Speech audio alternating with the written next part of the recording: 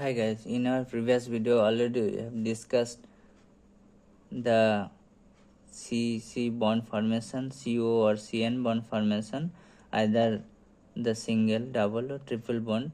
Now we need to know that after forming bond how a molecules and its shape looks like.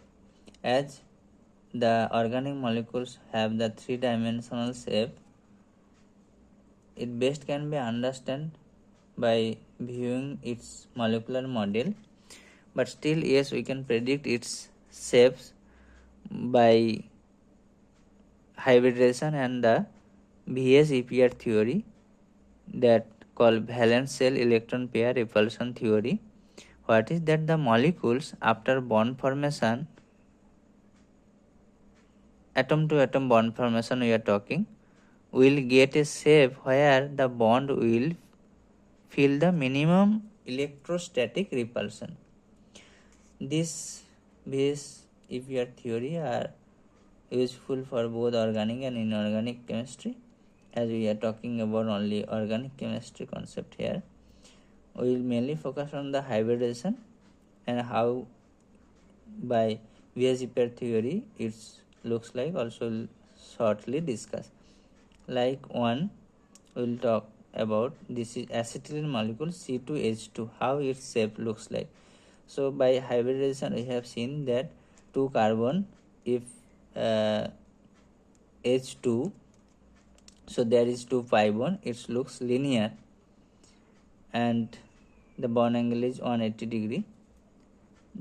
According to VS-EPR theory, the carbon is the central atom here and attached with the one hydrogen atom, and other is the triple bond.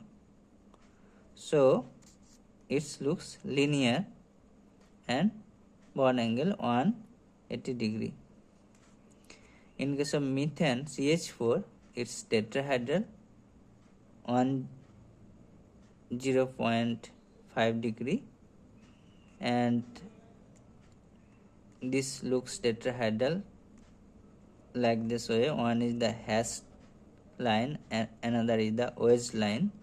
So if we see the molecular model, we can best understand there.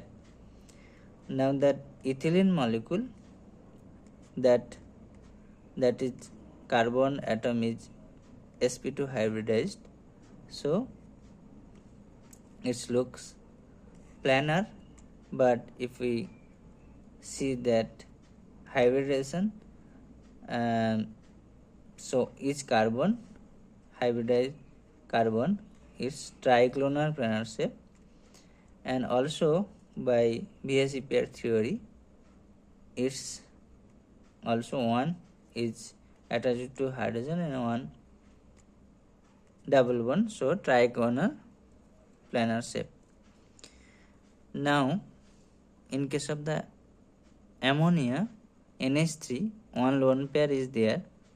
So by VS-EPR theory its shape is pyramidal, because if there is a bond it looks tetrahedral, but it's a lone pair, so that's why it's pyramidal and sp3 hybridized.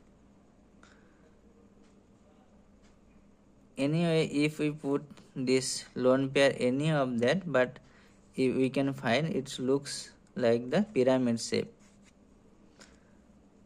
Now we will discuss another important topic called IHD.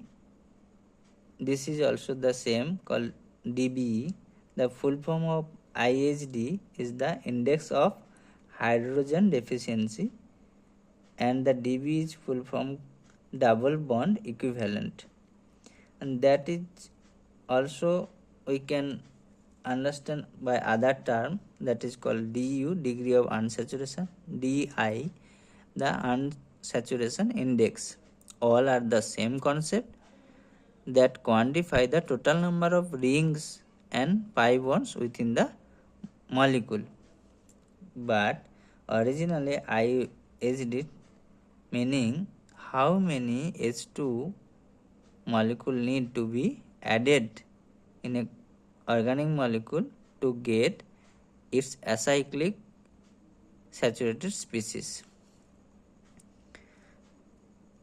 Now, how to calculate IHD of a organic molecule having formula like this: C subscript C, H subscript small h, N O O X X. This is the molecular formula of a organic compound.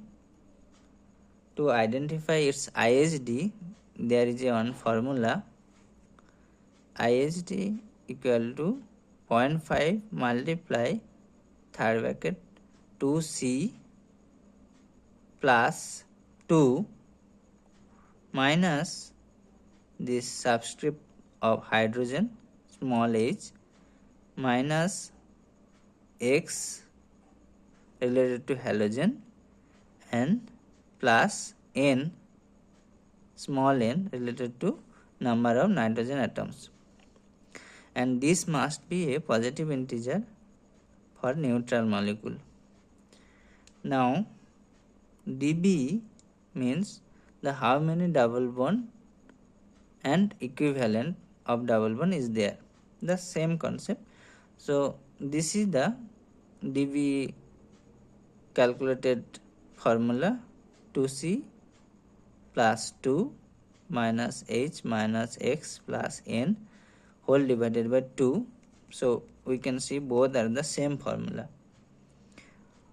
Just for one example to understand that IHD or DBE, this is the cyclohexane. Now, to get acyclic, this is saturated. So to get it acyclic, we can break only one bond, then it get acyclic. That's why one H2 needed to get this bond. That's why its IHD is equal to 1. In case of DBE also the same. So how many rings or pi bond is there? Oh, only one ring. That's why its DBE equal to 1. Now we will shortly just discuss different topic, that classification of organic molecule based on functional group. Mostly the organic molecules are composed of carbon, hydrogen, that is the major part of the organic major atom present in the organic molecules, but other special atom nitrogen, oxygen, sulfur, halide, such special element may present. If there is a CC double bond, it's called alkene. If there is a C triple bond C, called alkyne. Halide may present in the form of fluorine, chlorine, bromine, iodine. So it attached with the alkyl group or aryl group. We may say this is alkyl halide or aryl halide, RX, ARX. If sulfur element there, so functional group may present as in the form of SH, that is called thiol, that single bond S single bond, that is called sulfide. This thiol may be RSH, ARSH, and this sulfide kind of sulfur ether, RSR or RSAR, ARSAR also, they are aromatic cases. If there is a nitrogen element also present in the organic molecule, it may have functional group amine, NH2. If NHR, that is secondary amine, NR2, the tertiary amine. CONH2, if they are called amide. If CN, that called the nitrile functional group. If NO2, that called the nitro. In case of oxygen, if OH is there, called alcohol. Single bond O, single bond called ether. That's CHO called aldehyde. Only CO called keto. And COOH, that is COOH, called the carboxylic acid group, and that COOR called the ester group. So why we are showing here this functional group here? because that is very important to understand the each compound, to categorize the type of compound, also its reactivity, also each function reactivity is defined towards different chemical. That's why you need to understand the functional group. Thank you.